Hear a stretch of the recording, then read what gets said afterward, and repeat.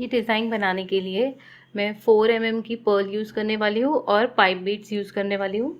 और ऐसे needle select करें जिसमें से बीड आपकी इजीली पास हो सके।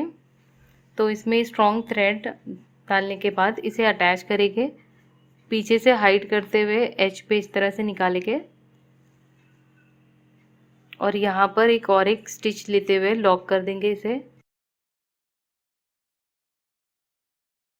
अब अपने निडल में आपको एक पर्ल, एक पाइप बीड और 4 पर्ल्स इस तरह से ऐड करना है।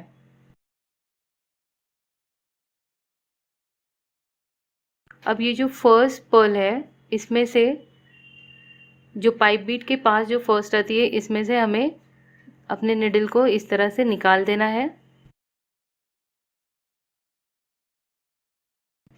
और इसे पुल करते हुए डायमंड का शेप देना है।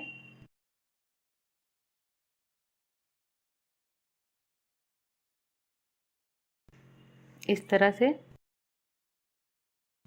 अब इसमें 1 पाइप बीट यहाँ से ऐड किए और लास्ट में एक पर्ल ऐड करके इसे एंड करेंगे। अब ये 1 फिंगर का डिस्टेंस रखते हुए, मेंटेन करते हुए इसे अटैच कर देंगे।